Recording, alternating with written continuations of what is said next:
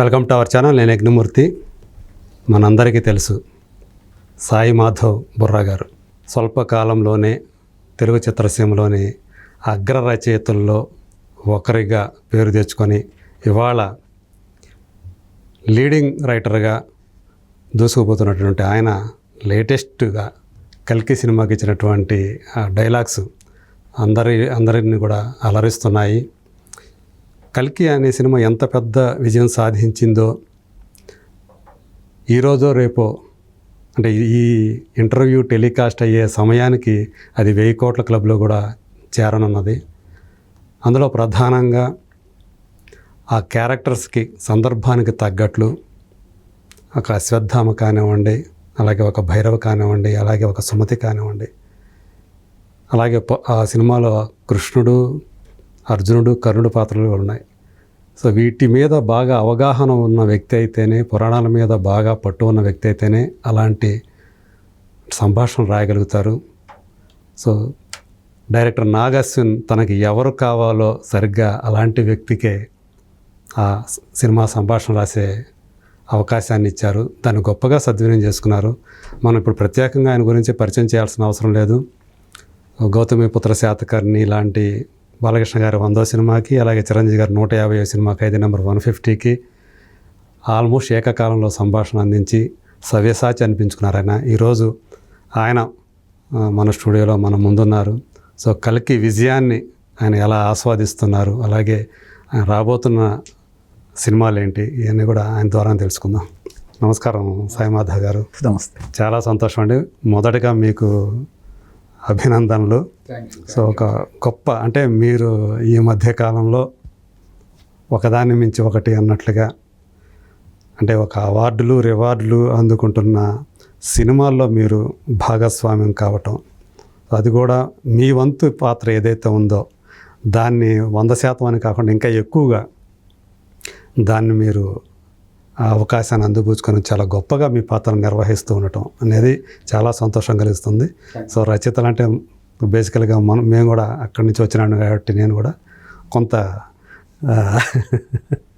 వాళ్ళ మీద కాస్త అభిమానం ఎక్కువ అనేది ఉంటూ ఉంటుంది నాకు కూడా. సో ఫస్ట్ మీకు అభినందనలు. కల్కి విజయాన్ని ఎలా ఆస్వాదిస్తున్నారు? చాలా హ్యాపీగా ఉందండి. ఆనందానికి ప్రతి సినిమా హిట్ అవ్వాలని అనుకుంటాం. అయితే ఈ హిట్ నేను ఊహించిందేనండి. ఇంత పెద్ద హిట్ అవుతుందని చెప్పేసి నాగ్ అశ్విన్ గారు నాకు కథ చెప్పిన రోజే డే 1 ఇది ఇంత పెద్ద హిట్ అవుతుందని చెప్పి నేను అనుకున్నాను.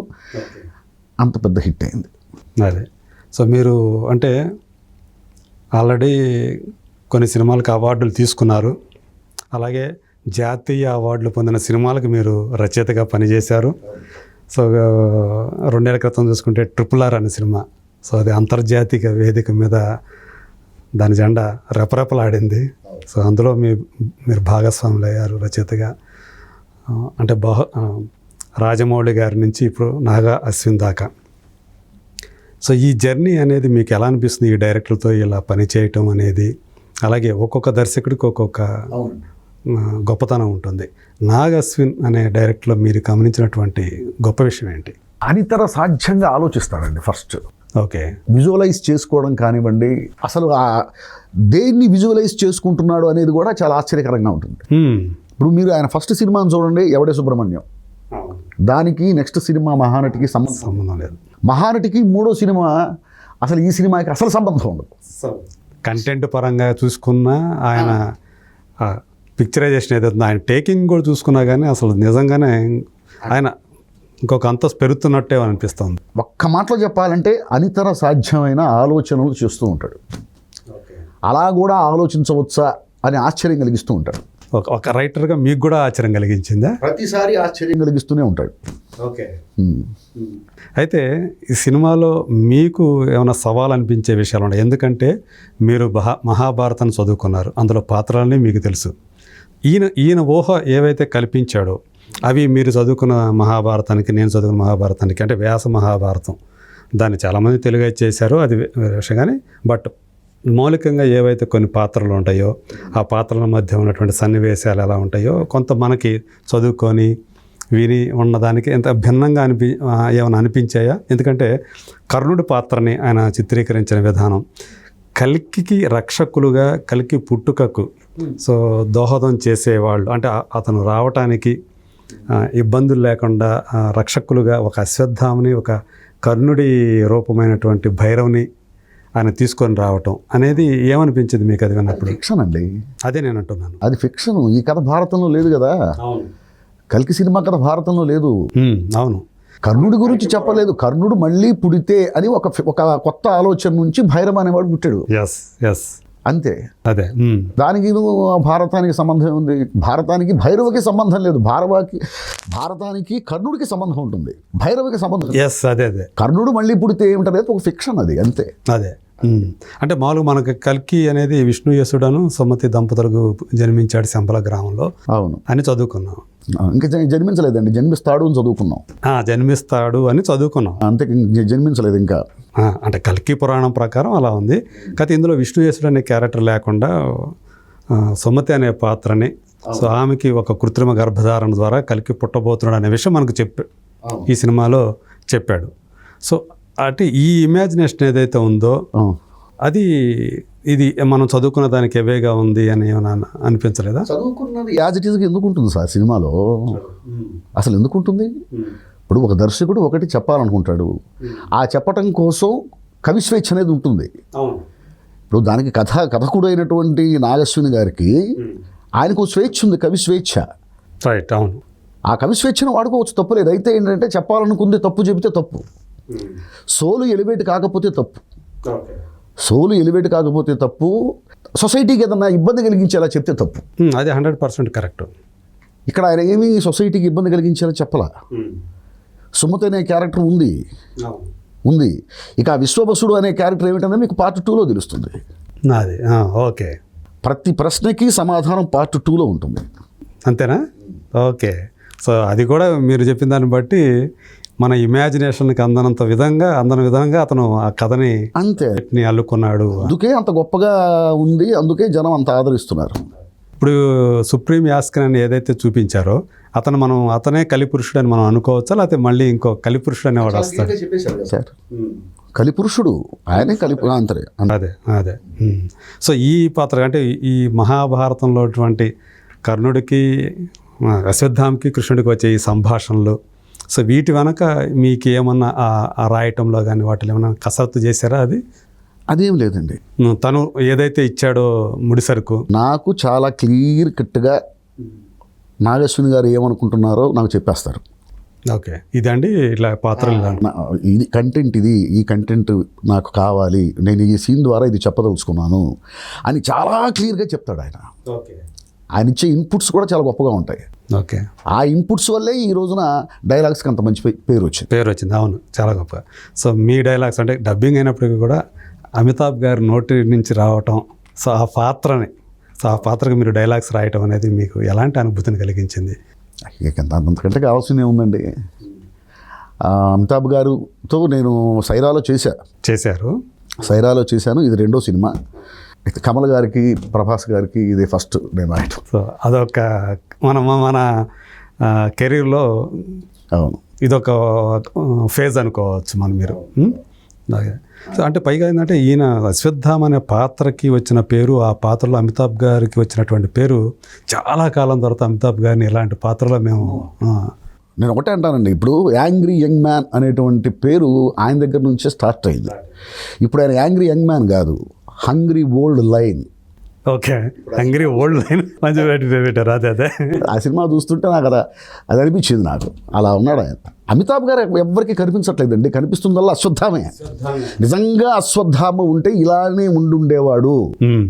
ఇప్పుడు కూడా అశ్వత్థామ ఉన్నాడు, ఖచ్చితంగా ఇలాగే ఉండుంటాడు అన్నట్టే ఆ పాత్ర, ఆ ప్రభావం అంత చూపిస్తూ ఉంది. అది ఈ సినిమా రిలీజ్ అయిన తర్వాత ఈ అశ్వత్థామ ఎవరు అని చెప్పి గూగుల్ సెర్చ్లో ఎక్కువగా సెర్చ్ చేస్తున్నటువంటి ఒక వర్డ్గా మారిపోయింది అదే. సో ఇలాంటి అంటే ఇప్పుడు నాగశ్విని గురించి మనం మాట్లాడుకుంటున్నాం. సో మీ దృష్టిలో నాగశ్విని రేపు భవిష్యత్తులో అంటే కల్కి 2 ఇమీడియట్గా అతను చేసే సినిమా కల్కి 2ని అనుకోవచ్చా? ఓకే, సో ఆ వర్క్ జరుగుతుందండి. ఆల్రెడీ అవును 60% అయిపోయిందని కూడా చెప్తున్నారు. కొంత అయిందండి, కొంత అయింది. అది ఎంత పర్సంటేజ్ అయింది అనేది నాకు తెలియదు, కానీ కొంత అయితే అయింది. మీ పార్ట్ సెకండ్ దానికి సంబంధించి రెండో భాగానికి సంబంధించి ఎంతవరకు పూర్తి ఉంటుంది అంటారు? ఇంకొంత రాయాల్సి ఉంది. ఓకే, ఆల్మోస్ట్ అయిపోతుంది అనమాట. అయితే మీ రచనా వ్యాసంగం అనేది దీనికి సంబంధించి. సో ఈ సినిమా సంబంధించి చెప్పుకోవాలంటే కల్కికి ఒక రచయితగా మీకు బాగా తృప్తి కలిగించినటువంటి విషయం ఏంటి, అంటే ఎగ్జైట్మెంట్ కలిగించినటువంటి విషయం? కథ వినగానే ఈ కథ నేను రాస్తున్నానా, ఈ కథకి రాసే అవకాశం నాకు వచ్చిందా అనేటువంటి ఆనందం ఒకటి అప్పుడే వినగానే కలిగిందండి. ఓకే, వినగానే. ఎందుకంటే ప్రతి సన్నివేశాన్ని అలా క్రియేట్ చేశాడు ఆయన. అంతా నిజంగా ఆ క్రెడిట్ అంతా నాగేశ్వన్ గారిదే. మీరు అంటే మహానటిలో కూడా కొంత కూర్చున్నారు కదా, అక్కడ కూడా మహానటి నేనే రాసింది. అది సీన్లో కూడా కూర్చున్నారు కదా. అవును, ఎవరితో మన మోహన్ బాబు గారితో ఘటోద్గజుడు రోల్ ఆ టైంలో అనుకుంటుంది, పింగళ గారి క్యారెక్టర్. సో అంటే సాయి మాధవ్లో యాక్చువల్గా నాటకాల నుంచి మొదలైనటువంటి సాయి మాధవ్, ఒక నటుడిగా మొదలైనటువంటి సాయి మాధవ్ ఈరోజు సో ఆ నటనా వ్యాసంగాన్ని కాకుండా ప్రధానంగా రచయితగానే ఈరోజు బాగా ఎలివేట్ అవుతున్నాడు కదా. మీలో ఉన్నటువంటి నటుడు ఎప్పుడైనా సరే అలా రావాలి అని కోరుకుంటున్నాడా? వస్తే అంటే చాలామంది రైటర్స్ నటులు అవటం మనం చూసాం, పేరు కూడా తెచ్చుకున్నారు. డైరెక్టర్లు నటులు అయ్యి పేరు తెచ్చుకుంటున్నారు. ప్రస్తుతానికి అయితే నాకు ఆలోచన లేదండి. అయితే ఈ క్యారెక్టర్ నేను చేస్తే బాగుంటుంది అని నాకు అనిపించిన క్యారెక్టర్ ఏదన్నా కనుక నాకు అనిపిస్తే ఖచ్చితంగా నేనే అడుగుతాను డైరెక్టర్ గారిని. ఓకే, అంటే నాగార్జున గారు సెకండ్ పార్ట్లో ఏమన్నా మీకు ఏమన్నా అవకాశం అదేమన్నా? అంటే ప్రస్తుతానికి అయితే ఏం లేదండి. అంటే దాంట్లో ఇచ్చారు కదా కొంచెం పింగళ గారి క్యారెక్టర్ చేసే అవకాశం, అట్లా ఈ పార్ట్లో సెకండ్ పార్ట్లో ఏమైనా? ప్రస్తుతానికి అయితే ఏం లేదు. ఓకే, మీ టార్గెట్ ప్రకారం ఈ సెకండ్ పార్ట్ ఎప్పుడు అయిపోతుందండి, ఎప్పుడు వస్తుందని అనుకుంటున్నారు? అది నాకు ఐడియా లేదండి. అది ఓకే, అది నాగేశ్వన్ గారు మాత్రమే చెప్పగలరు. అది తర్వాత వైజయంతి మూవీస్ 50వ సంవత్సరంలో వస్తున్నటువంటి సినిమాగా మొదటి నుంచి వాళ్ళు దీన్ని ఒక ప్రమోషన్ చేసుకుంటూ వచ్చారు. సో అలాంటి ఒక గొప్ప చరిత్ర ఉన్నటువంటి వైజయంతి మూవీస్, అశ్విని దత్ గారు, సో వాళ్ళతోటి కలిసి ట్రావెల్ చేయటం, వాళ్ళ పిల్లలిద్దరూ కూడా, వాళ్ళిద్దరు అమ్మాయిలు స్వప్న కానీ ప్రియాంక కానీ, సో వాళ్ళ గురించి చెప్పమంటే ఏం చెప్తారు? ఇక దత్తు గారి గురించి చెప్పేదే ఉందండి. ఆయన మహానుభావుడు. చాలా చిన్న వయసులో ఎన్టీ రామారావు గారితో సినిమా చేసినటువంటి లెజెండ్ ఆయన. ఎదురులేని మనిషితో మొదలయ్యి అప్పుడు చాలా చిన్న వయసు దత్తు గారికి. అలాగే స్వప్న గారు కానివ్వండి, ప్రియాంక గారు కానివ్వండి, నిజంగా గొప్ప టేస్ట్ అండి. అసలు ఇలాంటి సినిమాలు చేద్దాము, ఇలాంటి సినిమాలు జనానికి చూపిద్దామనే ఆలోచన రావడం అనేది చాలా గొప్ప విషయం. ఇప్పుడు మహానటి లాంటి సినిమా చేయడానికి చాలామంది ధైర్యం చేయరు, చూస్తారో లేదో. ఎందుకంటే అది ప్రధానం. అవును, అసలు ఇప్పుడున్న వాళ్ళకి సావిత్రి గారు ఇప్పుడున్న జనరేషన్కి ఎంతమందికి తెలుసు, ఒకవేళ చూడకపోతే ఏమవుతుంది అనేటువంటి ఒక భయం ఉంటుంది. అసలు అది లేకుండా చూస్తారు అని నమ్మి ఆ సినిమా తీశారు చూడండి. అంత గొప్ప మేకర్స్ వాళ్ళు. అదే నమ్మి నాగార్జున కూడా నమ్మి అలాగే ఇంత బడ్జెట్ పెట్టి కల్కి సినిమా, ఎంత ధైర్యం ఉండాలండి. పైగా అసలు వేరే కథ ఇప్పుడు 2989లో జరిగే కథ, ఆ కథ జనానికి కరెక్ట్గా కనెక్ట్ అవుతుందా లేదా, జనం ఓన్ చేసుకుంటారా లేదా అనేటువంటి ఆలోచన లేకుండా నమ్మి ఓన్ చేసుకుంటారు, హిట్ ఇస్తారు, ఈ సినిమా జనానికి నచ్చేస్తుంది అని గట్టిగా నమ్మి ఇంత డబ్బు ఖర్చు పెట్టి సినిమా తీశారంటే ఎంత గొప్ప మేకర్స్ అయి ఉండాలండి. ఆల్మోస్ట్ 600 కోట్లు పెట్టారు, ఖర్చు పెట్టారని చెప్పేసి వచ్చింది. ఈ విషయం దగ్గరుండి చూసుకుంటారు. అశ్విని దత్ గారు గారు, ప్రియాంక గారు, ప్రతిదీ ఎక్కడ రాజీ పడరు. అంటే నాగశ్విన్ ఏదైతే ఆయన కావాలంటారో అదంతా కూడా తీసుకొచ్చి 100%, 100కి 100%. ఓకే, సో అలాంటి ఆయనంత గొప్ప దర్శకుడు, వీళ్ళంత గొప్ప నిర్మాతలు. అదే, సో ఇలాంటి గొప్ప దర్శకులతో పనిచేసే అవకాశం మీకు వరుసగా కలగటం ఎలా ఫీల్ అవుతుంటారంటే మీకు తెలుసు, సో తెనాలిలో ఒక బుర్రా సుబ్రహ్మణ్య శాస్త్రి గారు అబ్బాయిగా సో మీ కెరీర్ మొదలైంది. మీరు సో చిన్నతనం నుంచే నాటకాలు వేసుకుంటూ వచ్చారు కదా. అలాంటి అబ్బాయివి ఈరోజు ఇక్కడ ఈ స్థాయికి తెలుగు చిత్రసీమలో ఒక ప్రముఖుడైనటువంటి రచయితగా వెలుగొందటం, ఒక పేరు తెచ్చుకోవటం, ఈ జర్నీని ఒకసారి తలుచుకుంటే మీకు ఏమనిపిస్తుంటుంది? పని ఫలితాన్ని ఇస్తుందండి. పని ఖచ్చితంగా చేయాలి. అవకాశాల కోసం అవకాశాన్ని మనం వెతుక్కుంటూ వెళ్ళాలి. వచ్చిన అవకాశాన్ని సద్వినియోగం చేసుకోవాలి. నాకు వచ్చిన అవకాశాన్ని సద్వినియోగం చేసుకోవడానికి నేను ప్రయత్నించాను. ఆ పరిస్థితి, నేను బాబా డివోటీని. ఓకే, సాయిబాబా డివోటీని. ఇదంతా కూడా ఆయనదయ్యే అనుకుంటాను నేను 100%. ఓకే, మొదటి నుంచి ఆయన డివోటీ అనండి, అంటే మీకు తెలుసు. ఓకే, నాకు పని కల్పించిన, ఆ వచ్చిన పనిని కరెక్ట్గా చేయడానికి నేను ప్రయత్నించిన, ఆ ప్రయత్నం కరెక్ట్గా ఫలించిన, ఇదంతా కూడా కష్టం ఉంటుంది. ఆ కష్టం కూడా మనకి, మనం ఒక పని చేయాలంటే దొరకాలి కదండి. ముందు పని దొరికితే కదా మనం చేసేది. దొరికిన తర్వాత మనం కష్టపడతాం. ముందు దొరకాలి. మొట్టమొదటి అవకాశం నాకు వచ్చినప్పుడు అవకాశమే ఇంకో అవకాశం ఇస్తుంది. దాన్ని నేను కరెక్ట్గా వినియోగించుకుంటే ఇంకో అవకాశం వస్తుంది. అంతే కదా సార్. ముందు అసలు అవకాశం అనేది రావాలి. ఇచ్చేవాడు ఉండాలి. కష్టపడి, కష్టాన్ని ఇష్టపడి పనిచేసే పరిస్థితి ఉండాలి. అవును, అప్పుడు ఆ ప్రయత్నం ఫలిస్తుంది ఖచ్చితంగా. నాకు జరిగింది అదే, జరుగుతుంది అదే. అంటే మీరు నాటకాల్లోకి ఎంటర్ అవ్వటానికి ఎవరైతే కారకులు వాళ్ళు కానీ, అలాగే టీవీ రంగంలోకి రావడానికి, నేను నాటకాల్లోకి ఎంటర్ అవ్వటానికి కారకులని కాదండి, అసలు నాటకాల్లోనే పుట్టాను నేను. అవును, మా అమ్మ నాన్న ఇద్దరు స్టేజ్ ఆర్టిస్టులే. సుబ్రహ్మణ్య శాస్త్రి గారు, జయలక్ష్మి గారు. అవును, రీనౌండ్ పర్సనాలిటీస్. అవును, నేను చిన్నప్పటి నుంచి నేను తిన్నది నాటకం పెట్టిన అన్నమే. అదే, ఆ పరిస్థితుల్లోనే పెరిగాను, ఆ వాతావరణంలోనే పెరిగాను, అదే, అలాగే తయారయ్యాను. కానీ ఆ రోజులు ఒకసారి ఆ నాటకాలు, ఆ రోజులు తలుచుకుంటే, ఆ జనాల మధ్య ఆ నాటకాలు ఆడటం, ఎందుకంటే మనం ఊళ్ళలో పుట్టి పెరిగిన వాళ్ళకి మనకు తెలుసు బాగా. సో నాటకాలు అనేవి మన జీవితంలో ఒక భాగంగా ఉండేవి అవన్నీ కూడా. ఇప్పుడు నేను చూసుకున్న స్నేహ సాహిత్య ఆర్ట్స్ అని పెట్టి దాని కింద ఎన్ని నాటకాలు ఆడించాము. నేను నటుడిని కాకపోవచ్చు, కానీ బట్ ఒక ఆర్గనైజేషన్ పెట్టి అదంతా చిన్నతనం నుంచి ఒక మనలో అది జీర్ణించుకుపోయి ఉంటుంది. నాటకం అనేది చూడటం అనేది ఏదో ఒక వేదిక ఉంటుంది, ఒక గుడనో లేకపోతే ఒక ఓపెన్ ఎయిర్ థియేటర్నో లేకపోతే ఇంకో హాలనో ఉంటుంది. సో అలాంటి జనాల్ని చూసి ఒక రకంగా చెప్పాలంటే మీకు అది స్వర్ణయుగం లాంటిది అనుకోవచ్చు నేను అనుకోవటం. మీరు ఎందుకంటే మీరు ఇంకొకరి నాటకాలు ఆడారు, మీరు స్వయంగా నాటకాలు రాశారు, ఆ నాటకాలకి డైరెక్ట్ చేశారు, యాక్ట్ చేశారు. సో ఈ చూసుకుంటే ఆ నాటకం అనేది మీకు ఏమిచ్చిందంటే, నాకేమిచ్చిందంటే ఏం చెప్తారు? నాకు జీవితాన్ని ఇచ్చిందే నాటకం. ఈరోజు నేను సినిమాకి రాస్తున్నానంటే దానికి కారణం నాటకం. నాటకం నాకు నేర్పించింది, రాయటాన్ని నేర్పించింది, జీవితాన్ని నేర్పించింది. అదే, ఎలా బతకాలో నేర్పించింది. అన్నీ నాకు ఇచ్చింది. నాకంటూ ఏదైతే ఉందో ఇదంతా నాటకం ఇచ్చింది.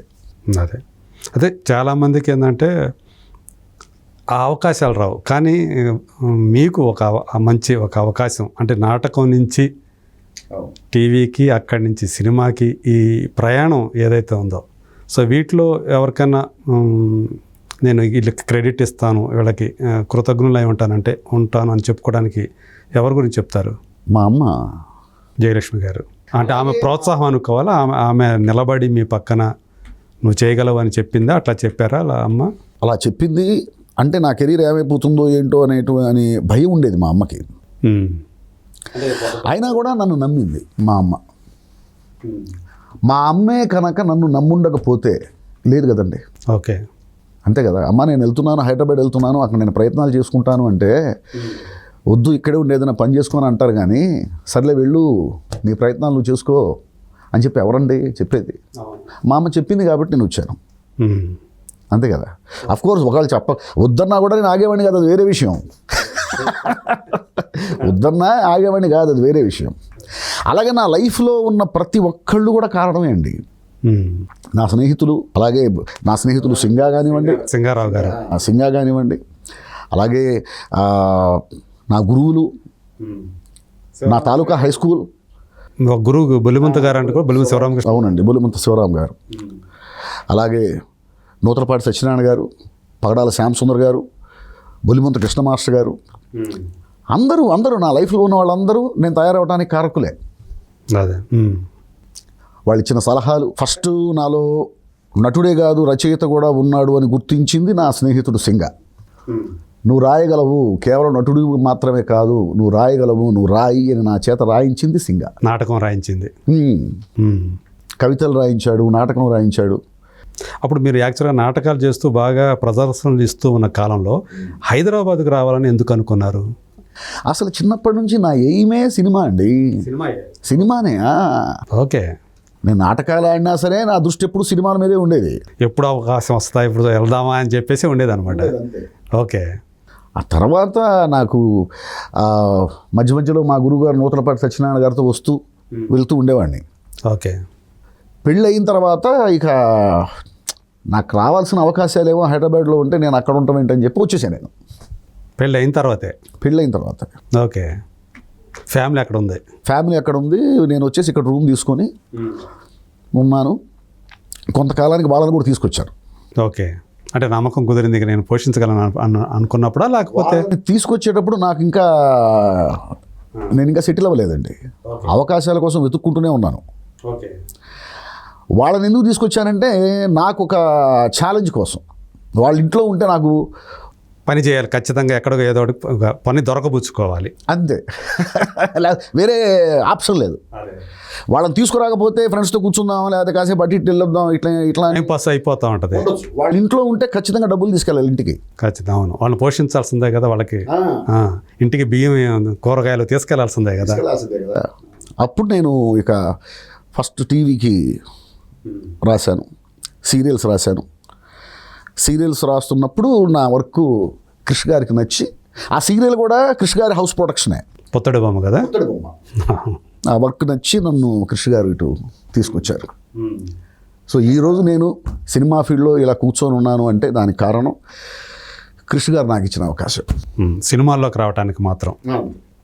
సో అట్లా ఆ తర్వాత అంటే టీవీ సీరియల్ కూడా ఆయనదే. మొట్టమొదటిది కూడా పుత్తడి బొమ్మ మీద. ఓకే. అంటే అంతకుముందు చేశాను కానీ సీరియల్స్ చేయలే. అంతకుముందు చేసింది టెలిఫిలిమ్స్లో నా వర్క్ చూసి ఇక్కడ నాకు అవకాశం ఇచ్చారు సీరియల్కి. సీరియల్లో నా వర్క్ చూసి సినిమాకి అవకాశం ఇచ్చారు. సో మొట్టమొదటి టీవీలో ఇచ్చిన ఆయనే, సినిమాకి ఇచ్చిన ఆయనే కృష్ణ గారే. అట్లా కృష్ణవందే జగద్గురు, కంచె. సో ఇప్పుడు అక్కడి నుంచి హరిహర వీరముల దాకా ఆ ప్రయాణం ఉంది. ఆ సినిమా పరిస్థితి ఏంటంటే ఎంతవరకు వచ్చింది, అది ఏంటి? అది యాక్చువల్గా ఒక వెర్షన్ నేనైతే రాసేయటం అయిపోయిందండి. బట్ ఇప్పుడు మారే ఛాన్స్ ఉంది, ఎందుకంటే ఉండకపోవచ్చు. అది అంటే జ్యోతికృష్ణ వచ్చారు కదా డైరెక్టర్ మారాడు కాబట్టి ఈ వచ్చిన డైరెక్టర్కి కూడా కొన్ని ఆలోచనలు ఉంటాయి. ఓకే. ఇప్పుడు ఉన్నది నచ్చొచ్చు, కొంత ఏదైనా మార్చాలనిపించవచ్చు. మీరైతే బైండెడ్ ఇచ్చేసారు కదా యాక్చువల్గా కృష్ణకి అయితే? ఇచ్చేసాము. బట్ ఆ స్క్రిప్ట్ ఎంతవరకు మారుతుందో, ఇప్పుడు కొత్త రైటర్ రావచ్చు, లేదు నేనే కంటిన్యూ కావచ్చు, అదేంటి నాకు తెలియదు. ఓకే. ఎందుకంటే ఆల్రెడీ కొత్త రైటర్ వచ్చే ఛాన్స్ ఎక్కువ ఉంటుంది. ఎందుకంటే ప్రతి డైరెక్టర్కి కూడాను ట్యూన్ అయిన రైటర్ పెట్టుకుంటారు. అవును. కృష్ణ గారికి నేను ట్యూన్ అయ్యాను కాబట్టి నన్ను కృష్ణ గారు పెట్టుకున్నారు. మరి ఇప్పుడు జ్యోతికృష్ణ గారికి కూడా ట్యూన్ అయిన రైటర్ ఉంటాడు కదా. కరెక్ట్. అదే. సో మీకైతే అక్కడి నుంచి రత్నం గారి దగ్గర నుంచి అయితే మళ్ళీ మీ దగ్గర నుంచి మీకైతే కబుర్ రాలేదు? లేదండి. అయితే ఆల్రెడీ మీరు ఈ కొంతవరకు సినిమా షూట్ చేసేసారు కదా, తీశారు కదా కొన్ని భాగాలు. సో ఆ రకంగా చూసుకుంటే అదంతా మీ రైటింగ్తో చేసినటువంటి ఇయే కదా అంతా కూడా? అవును. సో ఒకవేళ వేరే వాళ్ళు ఉంటాయో ఏమేమి మారుతాయో తెలియదు కదా. ఓకే. అంటే రేపు పొద్దున వాళ్ళు ఇంకొక రైటర్ని పెట్టుకున్నా మీకు కూడా క్రెడిట్ ఇవ్వాల్సి ఉంటుంది కదా అంటున్నాను నేను. అది అంటే ఎంత మారుతుందో తెలియదు కాబట్టి, ఇప్పుడు సపోజ్ ఒక సీను 2 సీన్లు ఉన్నాయనుకోండి, పేరు ఎందుకు వేస్తారు? లేదు అన్నీ ఉన్నాయనుకోండి వేస్తారు. అది ఏదైనా జరగచ్చు. అక్కడ డిస్కషన్స్ జరిగే దాన్ని బట్టి ఆధారపడి ఉంటుంది. అదే. సో ఇప్పుడు మీరు రాబోతున్న సినిమాలు ఇంకేం, ఇప్పుడు అంటే గేమ్ చేంజర్కి పని చేశారు కదా. సో అది ఎలాంటి, అంటే శంకర్ గారితో ఫస్ట్ టైం పని చేశారు మీరు. సో ఇట్లా మీరు ఏ చూసుకున్నా కానీ ఒక్కొక్క సినిమా ఒక ప్రత్యేకత ఏదో ఒకటి కనిపిస్తూ ఉంది మాకు. సో ఇది ఎలా అనిపించింది శంకర్ గారితో? అలాగే రామ్ చరణ్ తోటి ఇదివరకు చేశారు కదా, ట్రిపుల్ ఆర్ చేశారు. ఇంకా గారండి నిజంగా ఆయన అంత డౌన్ టు ఎర్త్ నేను ఎక్కడ చూడలేదన్నా. నేను జెంటిల్మ్యాన్ సినిమా చూసి బయటికి రాగానే, ఆయన డైరెక్ట్ చేసినటువంటి జెంటిల్మ్యాన్ ఫస్ట్ ఫిల్మ్ అయింది అదే కదా? ఫస్ట్ ఫిల్మ్ ఆయన ఫస్ట్ ఫిల్మ్ జెంటిల్మ్యాన్. అవును. చూసి బయటికి రాగానే లైఫ్లో ఒక్కసారైనా ఈ డైరెక్టర్తో ఒక్క ఫోటో దిగుదాం అనుకున్నా. అవునా? ఒక్క ఫోటో దిగే అవకాశం వస్తే బాగుండు అనుకున్నా. అంత నచ్చింది ఆ సినిమా. అది అలాంటి దర్శకుడితో నేను పని చేస్తానని మాత్రం నేను నాకు అవకాశం వస్తుంది అని నేను ఆ రోజు అనుకోలేదు. రావాలనుకున్నాను, చేస్తే బాగుంటుంది, ఈయనతో వచ్చే అవకాశం వస్తే ఒక్క ఫోటో దిగుదాం అనుకున్నాను సార్. ఫోటో దిగి అలాంటిది ఆయనతో నేను ఈరోజు పని చేస్తున్నాను. ఆయన సినిమాకి నేను డైలాగ్స్ రాస్తున్నాను.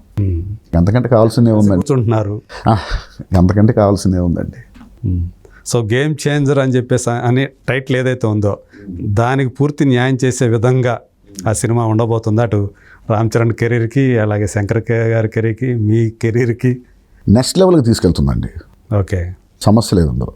ఓకే, అద్భుతంగా ఉంటుంది, 100కి 100%. అంటే ఆ పవర్ఫుల్గా ఉంటుందా రామ్ చరణ్ గారి క్యారెక్టరు? అట్లా ఆయన దగ్గర నుంచి అభిమానులు ఏమేం కోరుకుంటారో అన్నీ ఉంటాయండి ఆ సినిమాలో. ఓకే, శంకర్ గారి దగ్గర నుంచి ఏం కోరుకుంటారో అవన్నీ ఉంటాయి, చరణ్ బాబు నుంచి ఏం కోరుకుంటారో అన్నీ ఉంటాయి. మీరు సెట్స్కి వెళ్ళారు కదా, మీరు వెళ్ళాను, చూశారు. ఎక్కువ సార్లు వెళ్ళే అవసరం రాలా. ఓకే, ఎక్కువ సార్లు వెళ్ళాను సెట్కి.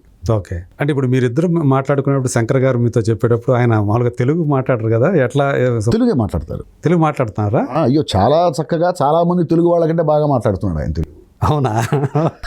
సో మీకు ఇబ్బంది ఏం కాదు, అక్కడ భాష అనేది సమస్య కాలేదన్నమాట. అయితే తెలుగు వాళ్ళు మాట్లాడుతుంటే కొంత ఇబ్బందిగా ఉంటుంది. అప్పుడప్పుడు వాళ్ళు బూతులు మాట్లాడుతూ ఉంటారు, అన్ని ఉచ్చారణ దోషాలతో మాట్లాడుతుంటారు. అవును, అవును.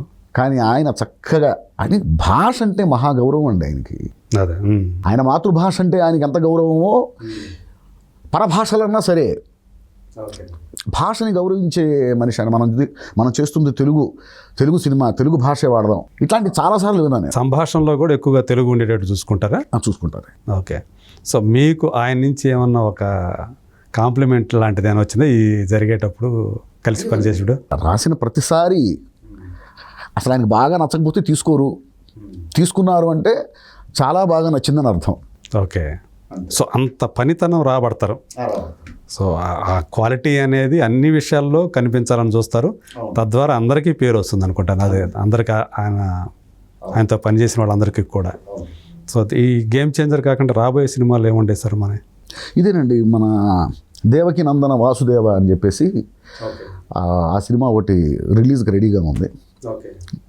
గేమ్ చేంజర్ ఒకటి వస్తుంది. ఓకే, అది మన ఇంకా బాలీవుడ్ 2 సినిమాలు, అది కూడా పాన్ ఇండియానే. అవునా? చాలా పెద్ద సినిమాలు అండి అవి.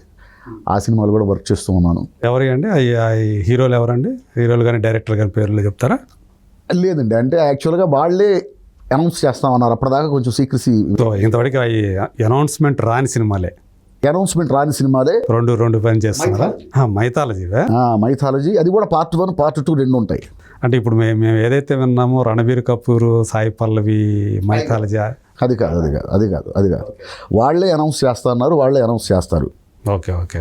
2 మన గోపిచంద్ మలినేని, సన్నీ డియోల్, ఆ సినిమా ఒకటి, దానికి కూడా చేస్తున్నాను. ఇది అంటే 3వ సినిమా అవ్వబోతుంది. క్రాక్, వీరసింహారెడ్డి, ఇప్పుడు మళ్ళీ ఈ సినిమా ఇది. ఓకే, సో గోపీచంద్తో కూడా మీకు మీ ప్రయాణం చాలా హాయిగా ఉండి ఉంటుంది కదా? చాలా చాలా చాలా చాలా అద్భుతంగా ఉంటుంది. అది మీరు ఒక మాట ఇదివరకు ఒకసారి చెప్పారు, రేపు అందరూ కూడా ఈ గోపీచంద్ గురించి మాట్లాడుకుంటారని ఆ టైంలో చెప్పారు మీరు, వీరసింహారెడ్డి టైంలో. సో ఇప్పుడు ఏకంగా తను సన్నీ డియోల్ని ఇప్పుడు డైరెక్ట్ చేసే ఛాన్స్ సంపాదించాడు. అవును. ఇది ఏ తరహాగా ఉంటుందండి ఇది ఆ సినిమానా? అంటే సన్నీ డియోల్ అంటే జనాలందరూ ఊహించుకునేది ఒక గదర్ లాంటి సినిమానో, ఒక ఘాయల్ లాంటి సినిమానో.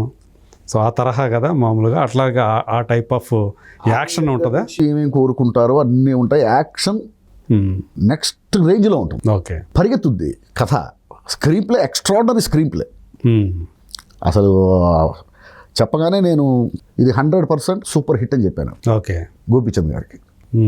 ఎందుకంటే అసలు ప్రతి సీను నెక్స్ట్ ఏంటి ఇట్లా పెట్టి పరిగెడితే మళ్ళీ చివరి క్లైమాక్స్ దాకా ఆగదు. ఓకే, అంటే కొంచెం మనం గూస్ బంప్స్ రోమాలను నెక్కబడుచుకునే సన్నివేశాలతోటి ఉంటుంది అనమాట.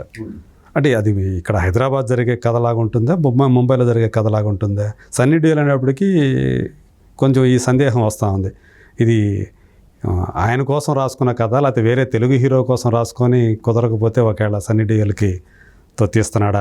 రకరకాల పేర్లు కూడా వినిపించినాయి. సన్నీ డియోల్కి టైలర్ మేడ్ క్యారెక్టర్ అండి. ఓకే.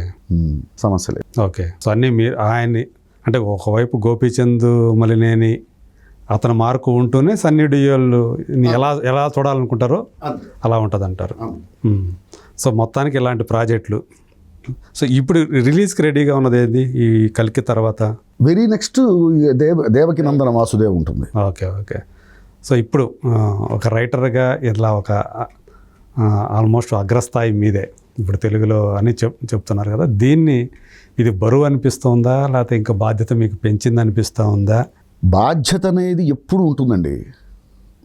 బాధ్యత అనేది ఎప్పుడు పెరుగుతూనే ఉంటుంది. ఒక సినిమా చేతికి వచ్చింది అంటే ఖచ్చితంగా ఆ సినిమాకి బాగా రాయాలి, ఆ సినిమా ఖచ్చితంగా విజయం సాధించేలాగా రాయాలి అనేటువంటి బాధ్యత ఎప్పుడూ ఉంటుంది. కొత్తగా బాధ్యత పెరగటం అంటూ ఏముండదు. ఇప్పుడు 4 సినిమాలు చేతిలో ఉన్నాయంటే 4 సినిమాల బాధ్యత నా చేతిలో ఉందని అర్థం. ఒక సినిమానే చేతిలో ఉందంటే ఒక సినిమా బాధ్యత నా చేతిలో ఉందని అర్థం. సింపుల్ అది. అంటే మీకు వచ్చే అవకాశాలన్నింటినీ కూడా అట్లా తీసుకుంటారా లేకపోతే అట్లా చూజ్ చేసుకుంటున్నారు ఇప్పుడు?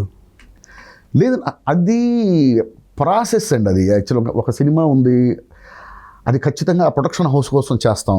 ఒక సినిమా సబ్జెక్టు నచ్చి అసలు ఏదైనా సరే ఈ సినిమా చేయాల్సిందే అని చేస్తాం. ఒక సినిమా ర్యాపో కోసం చేస్తాం, అంటే డైరెక్టర్కి నాకు మధ్య ఉండేటువంటి ఆ ఏదో బంధం ఉంటుంది కదా ఒకటి, అనుబంధం కోసం చేస్తాం. ఏదన్నా ఒకవేళ ఆ కథలో ఏదైనా పాయింట్ నచ్చకపోయినా తర్వాత డిస్కస్ చేసుకొని దాన్ని నచ్చేలా చేసుకోవచ్చులే అనేటువంటి ఫీల్తో చేస్తాం. కొన్ని సినిమాలు కేవలం డబ్బు కోసం చేస్తాం. అంటే మీ ఫస్ట్ ప్రయారిటీ దేనికి, డైరెక్టర్కి ఇస్తారా లేకపోతే సబ్జెక్ట్కి ఇస్తారా? ఇక్కడ నా ఫస్ట్ ప్రయారిటీ ఎప్పుడూ కూడా మంచి సబ్జెక్ట్కేనండి. ఓకే. మంచి సబ్జెక్ట్ ఉంటే నేను ఫస్ట్ ప్రయారిటీ అని ఎందుకు అన్నానంటే, అది చిన్న బడ్జెట్తో చేసే సినిమా అయినా సరే ఆ బడ్జెట్కి తగ్గట్టే నేను రెమ్యునరేషన్ తీసుకొని ఆ సినిమా చేస్తాను. మొదటి అదే ఫాలో అవుతున్నట్టున్నారు కదా మీరు? అంతే. ఇప్పుడు కూడా గమనం సినిమా నేనే రాశాను, ఆకాశవాణి నేనే రాశాను. సబ్జెక్ట్ నాకు బాగుంది, నాకు విపరీతంగా నచ్చింది, ఇది ఖచ్చితంగా జనానికి చెప్పాలి అనుకుంటే అది చిన్న బడ్జెట్తో చేసే సినిమా అయినా సరే నేను దానికి తగ్గట్టే రెమ్యునరేషన్ తీసుకుంటాను. ఓకే. అంటే ఇప్పుడు ఎవరైనా చిన్నవాళ్ళు వస్తే, ఇప్పుడు మీరు ఆకాశవాణి ఉందనుకోండి, మీకు తెలియని వాళ్ళు, సో వెంటనే మీరు వాళ్ళకి అంటే వాళ్ళతో కలిసి కూర్చొని ఆ టైం స్పెండ్ చేయడానికి ఇమీడియట్గా ఎలా ఓకే చేస్తారు మీరు మామూలుగా? కథ వింటాం, కథ విని నచ్చితే ఓకే చేస్తాం, అంతే అంతే. ఓకే. సో ఆ ప్రాసెస్లోనే ఈ విషయంలో అయితే పట్టు విడుపులతో ఉంటారు. ఏది రెమ్యూనరేషన్ విషయంలో అది వాళ్ళ సబ్జెక్ట్ని బట్టి ప్లస్ వాళ్ళ బడ్జెట్ని బట్టి, అంతే కదండి. ఓకే. పట్టు విడుపులు అనేవి సహజంగా జరుగుతూ ఉంటాయి సార్. అవన్నీ ఇప్పుడు డైరెక్టర్ కోసం కొంతమంది నేనంటే సాయిమాధవ్ అంటే కలికి RRR చేసిన రైటరు మన చిన్న సినిమా మనకెందుకు రాస్తాడని చాలామంది ఆగిపోయే అవకాశం ఉంటుంది కదా, మీ దగ్గర రాకపోయే అవకాశాలు ఉంటాయి కదా సార్. నా గ్రాఫ్ చూస్తే వాళ్ళకి అనుమానం రాదు అసలు. అదే గమనం రాసింది సాయిమాధవే, ఆకాశవాణి రాసింది సాయిమాధవే అని వాళ్ళకి తెలిస్తే వాళ్ళకి అనుమానం రాదు. అదే తెలియాలంటే గ్రాఫ్ చూడాలి. సో మీకు ఏ సబ్జెక్ట్ ఎగ్జైట్మెంట్ కలిగించినా కానీ ఆ సినిమా పనిచేయడానికి మీకు ఏమాత్రం అవకాశం ఉన్నా రెడీ. ఇప్పుడు వాళ్ళు కేవలం ఇప్పుడు సపోజ్ కొన్ని ఉంటాయండి, చిన్న బడ్జెట్ సినిమాలైనా చిన్న బడ్జెట్లో వాళ్ళు అన్ని కమర్షియల్ ఫార్ములాతో ఉండే కథలు ఉంటాయి కొన్ని. అవును. అవి సమాజానికి చెప్పాల్సిన అవసరం లేదు. అవును. అవేంటంటే ఆ డైరెక్షన్ నచ్చి లేకపోతే ఆ కథలో యూత్కి బాగా కనెక్ట్ అయిపోయి పెద్ద పెద్ద హిట్లు అవుతూ ఉంటాయి. అలాంటివి చిన్న బడ్జెట్ సినిమాలు వస్తే నేను తగ్గించుకోను. ఎందుకంటే వాళ్ళు వ్యాపారమే చేస్తున్నారు, అంతే కదా. వాళ్ళు కేవలం వ్యాపారమే చేస్తున్నారు, అప్పుడు తగ్గించుకోవాల్సిన పని అప్పుడు అవసరం ఉంది, అవసరం లేదు. అవును. 100% కమర్షియల్గానే వెళ్తున్నారంటే మీరు కూడా కమర్షియల్గానే వెళ్తా కదా. అదే. అప్పుడు ఆ బడ్జెట్కి తగ్గట్టు నా రెమ్యునరేషన్ ఉంటుంది, అయితే పట్టు విడుపులు ఉండవు.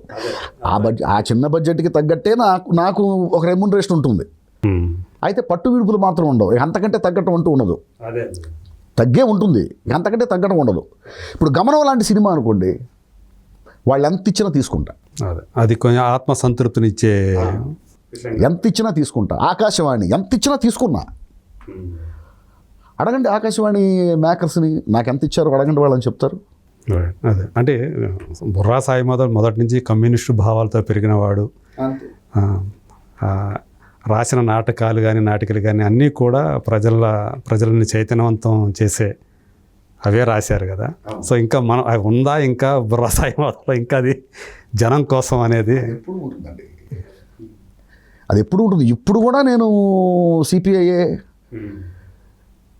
అరసం అధ్యక్ష వర్గంలో ఉన్నా, నేను ఏపీ రాష్ట్ర అధ్యక్ష వర్గంలో ఉన్నా, నేను అధ్యక్ష వర్గంలో ఉన్నా, నేను అరసం.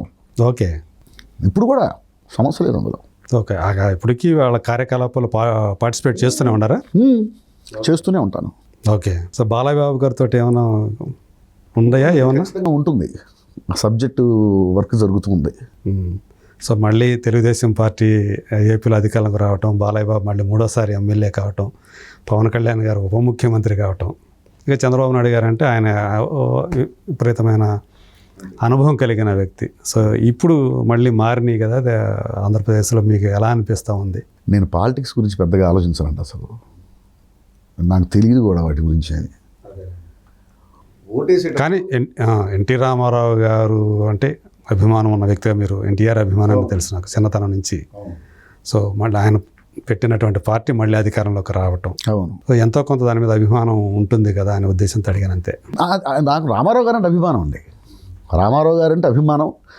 నాకు వేరే ప్రత్యేకమైనటువంటి దాని ఉంటారు, నాకు టీడీపీ అంటే ఒక ప్రత్యేకమైన అభిమానం ఉంది, లేకపోతే వైసీపీ అంటే ఒక శత్రుత్వం ఉంది, ఇవన్నీ ఉండదండి.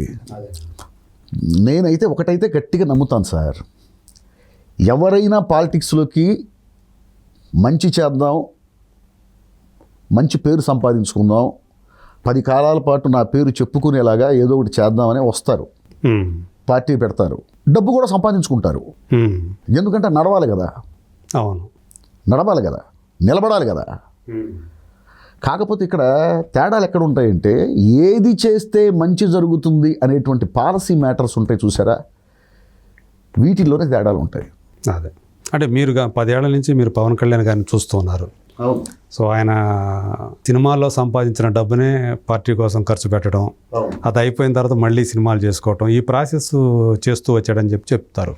సో ఈరోజు ఆయన ఏదైతే నిలబడి తన తెలుసు మనకి, ఒక 5 ఏళ్ల క్రితం ఆయన పరిస్థితి ఏంటో రాజకీయాల్లో, ఈరోజు తన పరిస్థితి ఏంటో మనందరూ తెలుసు. 100% సక్సెస్ రేట్ ఉంది ఆయనకి ఈరోజు. అప్పుడు తనే స్వయంగా 2 చోట్ల పోటీ చేసి ఓడిపోయిన పరిస్థితి. సో అంటే ఎక్కడైతే ఆయన పడిపోయారో ఈరోజు అక్కడే గెలవటం అనేదాన్ని సినిమాలకు ఆయన అన్వయించుకున్నా కానీ మీకు ఎలా అనిపిస్తుందండి? పవన్ కళ్యాణ్ గారిది తలుచుకుంటే ఆయన విజయ గాథ అక్కడ అంతవరకు. అంతే కదండి, ఆయన అనుకుంది సాధిస్తున్నాడు కదా, అంతే కదా. నాకు ముందు నుంచి నేను చాలా దగ్గరగా చూశాను నేను కళ్యాణ్ గారిని. ఆయనకి ఏదో చేయాలి, సమాజానికి ఏదో ఇవ్వాలి అనేటువంటి తపన విపరీతంగా ఉన్నటువంటి వ్యక్తి ఆయన. సో ఆయన ఒక గమ్యం అనుకున్నారు, దాన్ని రీచ్ అవుతున్నారు. 100% ఆయన రీచ్ అవుతారని కూడా నాకు తెలుసు. అంటే మొదటి నుంచి దగ్గర నుంచి చూస్తున్నారంటే ఎప్పటి నుంచి ఆయనతో పరిచయం ఉందా మీకు పర్సనల్గా? అందుకే ఉంది కదా, అంటే గోపాల పని చేశాను కదా. రైట్ గోపాల చేశాను నేను. నా మైండ్లో హరిహర విలమాల ఒకటి ఉంది, కానీ గోపాల నేనే రాశాను, సర్దార్ గబ్బర్ సింగ్ నేనే రాశాను. సర్దార్ గబ్బర్ సింగ్ టైంలో చాలా దగ్గరగా చూశాను. ఓకే, ఇప్పుడు హరిహర వీరమల్లు. ఓకే, సో ఆయన ఆ పాలిటిక్స్లో ఆయన ఏదైతే అనుకున్నారో అది రీచ్ అవుతారనే నమ్మకం అయితే మీకుందా? ఖచ్చితంగా ఉంటారా? ఓకే, సో మీకేమన్నా అంటే పొలిటికల్గా ఎలాంటి ఇది లేదా, ఇంట్రెస్ట్ లేవా మీకు అసలు? నాకు ఎందుకండి, నాకు భగవంతుడు నన్ను ఎక్కడ కూర్చోబెట్టాడు. అంటే మనకి అవి ఉండే కదా భావాలు, జనం కోసం పనిచేసే భావాలు, అది ఎప్పుడు ఎటు టర్న్ చేస్తుంది ఉంటాం కదా సార్. అది పాలిటిక్స్లోకి వెళ్తేనే, అంటే కళ్యాణ్ గారు ఉన్నారు అంటే ఆయనకి ఆ స్థాయి ఉంది, ఆయనకు ఆ స్థాయి ఉంది. నాలాంటి వాడు వెళ్ళి ఏం చేస్తాడు? సో నా స్థాయికి నేను కళలకాణ చేయని ఒక ఆర్గనైజేషన్ పెట్టాను తెనాల్లో. కళాకారులకి నేను ఎంతవరకు చేయాలో అంతవరకు చేస్తున్నాను, నేను చేయగలిగినంత వరకు. అది మీరు కళల కాణాచి అని ఏదైతే పెట్టారో, కళల కాణాచి అని, సో ఇంత బిజీగా ఉంటూ, ఒక పక్క సినిమా రచయితగా బిజీగా ఉంటూ, మూలాలని మర్చిపోకుండా మళ్ళీ ఆ పని చేస్తూ ఉండటం అనేది, అది అంటే కేవలం మీ ఆత్మ సంతృప్తి కోసమే చేస్తున్నారు అనుకోవాలా, లేకపోతే మనం దీన్ని బతికించుకుంటూ రావాలి అనే ఒక తృష్ణ ఏదైతే ఉంటుందో దానికోసం చేస్తున్నారు అనుకోవచ్చా? అది ఉంటుంది, దీన్ని బతికించుకోవాలి అనేటువంటిది తృప్తి. బతకాలి, ఆ రంగం బతకడానికి నా వంతు నేను చేస్తున్నాను అనేటువంటి తృప్తి కావాలి. అదే అంటే ఈరోజు పరిషత్ నాటకం పరిస్థితి ఎలా ఉందంటారు? ఇప్పుడు బాగానే ఉంది, పర్వాలేదు, ఆదరణ జనంలోంచి వస్తుందా అంటారు? జనాలు వస్తున్నారు చూడటానికి అసలు నాటకాలని? విపరీతంగా వస్తారండి. ఓకే, అంటే మీరు పెట్టినప్పుడు అయితే ఆ జనం కనిపిస్తున్నారు, దాని గురించి నేను గమనిస్తూనే ఉంటాను, వాటి గురించినటువంటి రైట్ అప్స్. ఒకసారి రవీంద్ర భారతికి వెళ్ళి చూడండి, రవీంద్ర భారతి ఎంతమంది వస్తున్నారు, థియేటర్ ఫుల్ అయిపోతుంది, టికెట్స్ కొనుక్కొని చూస్తున్నారు, టికెట్స్ కూడా పెడుతున్నారు అక్కడ. పెడుతున్నారు. ఓకే, ఖచ్చితంగా వస్తుందండి, మళ్ళీ నాటక రంగానికి పూర్వ వైభవం వస్తుంది. ఓకే, ఆ నమ్మకం అయితే మీకుంది. కాకపోతే ఏంటంటే కొంత మారాలి, ఆ మార్పు ఎప్పుడు వస్తే అప్పుడు అది జరుగుతుంది. సో ఒక నాటక రంగం నుంచి వచ్చినటువంటి ఒక రచయితగా, నాటకం అనేది సినిమా వల్ల చచ్చిపోయింది అని చెప్పేసి చెప్పుకునే చాలామంది చెప్తూ ఉంటారు. సో ఇది వచ్చింది, సినిమా అనేది వచ్చిన తర్వాత నాటకాన్ని దానికి ఆదరణ పడిపోయింది. ఇప్పుడు మీరు చెప్తుంటే నిజంగానే టికెట్లు పెడుతున్నారా అనే ఒక ఆనందం కూడా కలిగింది. సో నిజంగా సినిమా అనేది దానివల్లే నాటకం అనేది ఈ దుస్థితి పట్టింది అంటారా మీరు? మీ దృష్టి అది చాలా తప్పు అండి, అది తప్పు అలా అనుకోవటం. ఏది ఏ రంగం కూడా, కళారంగంలో ఏ ప్రక్రియ ఇంకో కళా ప్రక్రియ వల్ల ఇంకో కళా ప్రక్రియ చచ్చిపోవటం అనేది ఎప్పుడు జరగదు. ఓకే, అందులో జరుగుతున్న తప్పుల వల్లే జరుగుతుంది అది. ఓకే, ఇప్పుడు నాటకం వేరు, సినిమా వేరు. నాటకానికి ఉన్నది ఏమిటంటే అది డైరెక్ట్గా ఆర్టిస్ట్కిను ఆడియన్స్కి మధ్యలో ఇంకా వేరే ఏమి ఉండదు, తెరలే ఉండవు. రెండు మనిషిని మనిషిలాగా చూపిస్తుంది, సజీవంగా చూపిస్తుంది నాటకం. అవును. సినిమా లార్జర్ దాన్ లైఫ్, అక్కడ ఏమైనా చూపించవచ్చు. అంటే అక్కడ ఇప్పుడు సపోజ్ నేను 5 అడుగులు 4 అంగుళాలు సార్, అదే వెండి తెర మీద ఎన్ని అడుగులు కనిపిస్తాను? అది అంత ఎత్తుంటే అంత, ఎంత వెడల్పు ఉంటే అంత. అంతే కదా. అవును. కానీ స్టేజ్ మీద మాత్రం నేను ఇలాగే ఉంటాను, ఇంతకంటే తగ్గను పెరగను. టీవీ ఏంటి తగ్గిస్తుంది, టీవీలో 2 అడుగులు కనిపిస్తాడు, అంతే కదా. సో దేని అనుభూతి దానికే ఉంటుందండి. సినిమా వచ్చి నాటకాన్ని చంపటం, లేకపోతే సీరియల్స్ వచ్చి సినిమాని చంపటం, ఓటీటీలు వచ్చి సీరియల్స్ని చంపటం, ఇవన్నీ ఉండవు సార్. ఓకే, దానిలో జరిగే తప్పులు వాటిని చంపేస్తూ ఉంటాయి. అంటే నాటకం ఇప్పుడు ఒక పక్కన సినిమా అంత ఫాస్ట్గా మార్పు చెందుతూ అభివృద్ధి చెందుతూ వస్తూ ఉంటే, నాటకం నేను అక్కడే ఉంటాను, నేను మారనంటే అట్లాగా. అది మారలేదు, అది మారలేదు కాబట్టి కాలంతో పాటు మారకపోవటం వల్లే. అంతే, కాలంతో పాటు మారాలి. మరి ఎందుకు మహారాష్ట్రలో మరాఠీలో నాటకం బతుకుంది, ఎందుకు కన్నడలో బతుకుంది, ఎందుకు తమిళనాడులో బతుకుంది, ఎందుకు ఒరిస్సాలో బతుకుంది, ఒక్క ఈ తెలుగు నేల మీద మాత్రమే ఎందుకు వచ్చింది ఈ దుస్థితి? ఇక్కడ మారలా, ఇక్కడ మారకుండా అలాగే ఉంది. అదే డైలాగ్ డిక్షను, ఒకే రకమైన రచనా విధానం, మారినంతసేపు బాగుంది. ఓకే, ఒక తనికెళ్ళ భరణి గారు, ఒక ఎండమూరి వీరేంద్రనాథ్ గారు, ఇలాంటి వాళ్ళు ఒక కొత్త రకమైనటువంటి రచనల్ని తీసుకొచ్చారు నాటక రంగంలో. అప్పుడు నాటకం అద్భుతంగా ఉంది. ఆ తర్వాత మళ్ళీ మోస నాటకాలు వచ్చాయి. సో ఈ మోస విధానం వల్ల నాటకానికి దెబ్బ తగులుతుందేమో తప్ప సినిమా వల్ల కాదండి. ఇప్పుడు ఓటీటీ వల్ల సీరియల్స్ ఆగిపోవండి, సీరియల్స్ మారటం లేదు కాబట్టి, అక్కడ చాలా ఫాస్ట్గా మార్పు చెందుతుంది కాబట్టి అవి అభివృద్ధి చెందుతూ ఉన్నాయి. ఇవి మారలేదు, అలాగే ఉంటున్నాయి. 10 ఏళ్ల క్రితం మొదలైన సీరియలు ఇప్పుడు కూడా 10 ఏళ్ల క్రితం ఎక్కడ మొదలైంది అక్కడే ఉంటుంది, అది మారదు. అక్కడేమో వెబ్ సిరీస్ పేరిట ఎట్లాంటివి వస్తాయని తీసుకొస్తున్నారు వాళ్ళు. అంతేగా, మరి అక్కడ మార్పు కనిపిస్తుంది. ప్రేక్షకుడిని కట్టిపడేయాలి ఏదైనా, అది అంతే అండి, ఏదైనా అంతే. ప్రతి 10 సంవత్సరాలకు ఒకసారి ప్రేక్షకుల యొక్క అంటే జనరేషన్ అనేది మారుతుంటుంది, వాళ్ళ అభిరుచులు మారిపోతూ ఉంటాయి. దానికి తగ్గట్టుగా ఏదైనా ఏ కళారూపమైనా మార్పు చెందుతూ రావాలి. సమాజాన్ని చూడాలండి, సమాజాన్ని చూడాలి, పేపర్ చదవాలి, ఏం జరుగుతుంది. ఇప్పుడు కళాకారుడు సమకాలీన సమస్యలు ఏంటి, అంశాలేంటి, అంతే. ప్రస్తుతం సమాజం ఎలా ఉంది, నేను తలకాయ ఎంచుకొని వెళ్ళిపోతాను, నా పని నేను చేసుకుని మళ్ళీ తిరిగి వచ్చేస్తాను అనేది కళాకారుడికి మాత్రం చెల్లదు. తల ఉంచుకొని ఆఫీస్కి వెళ్ళిపోయి మళ్ళీ అక్కడ పని చేసుకొని మళ్ళీ వచ్చి తల ఉంచుకొని ఇంటికి వెళ్ళిపోయేటువంటి ఉద్యోగస్తుల వరకు ఓకే తప్ప, కళాకారుడు మాత్రం చుట్టూ చూడాలి, ఏం జరుగుతుందో చుట్టూ చూస్తూ వెళ్ళాలి, అబ్జర్వ్ చేయాలి, మాటని పట్టి మనిషిని చదివే పరిస్థితి ఉండాలి. అలా కాకుండా ఊరికే కళాకారుడు కూడా అందరిలాగే ఉంటే ఎలాగా? సింపుల్ అది. అదే కళాకారులతో పాటు రచయితలు కూడా ప్రధానంగా ఎవరైతే రైటర్స్, రచన కూడా కళేనండి, రచయిత కూడా కళాకారుడే. సో అప్పుడే అంటే ఆ రోజులు వస్తాయి ఇక్కడ తెలుగు ప్రాంతంలో వస్తాయనే నమ్మకం అయితే మీకుందా? ఉందండి. ఓకే, ఈరోజు కాకపోయినా రేపైనా అది వస్తుంది అని చెప్పేసి, ఆ మంచి రోజులు వస్తాయి అని చెప్పేసి. సో వన్ ఫైనల్ క్వశ్చన్ మీకు. సో మీరు రాసిన కథతోటి మీరు డైరెక్టర్ అవుతారని గతంలో ఒకసారి చెప్పుకున్నారు. అది ఏమన్నా కాకపోతుందా? నాతోనే అన్నారు లాస్ట్ టైము. జరుగుతుందండి ఖచ్చితంగా అది. అదే మళ్ళీ నేను డైరెక్టర్ అయిపోతానని చెప్తే మళ్ళీ మిగతా డైరెక్టర్ పక్కన పెడతారు. అయ్యేం లేవు ఇప్పుడు, ఆ భయాలు ఏం లేవుగా. అదేం లేదులేంటి, అంటే ఎప్పుడో తెలియదు కానీ మొత్తానికి అది జరుగుతుంది. అంటే మీరు రాసిన నాటకాల నుంచి ఏమైనా సినిమాగా తీయాలనుకుంటున్నారా, లేకపోతే దీనికోసం సినిమా కోసమే ఒక కథ? సినిమా కోసమే ఉంటుంది కథ. ఉంది, ఆల్రెడీ ఉంది. సో ఎప్పుడు వస్తుంది అనేది మేము వెయిట్ అండ్ సీ అంటారా? Thank you so much Sai Madhav గారు. థ్యాంక్ యూ అండి. చాలా సంతోషం మన నాకు ఇంత టైం కేటాయించినందుకు.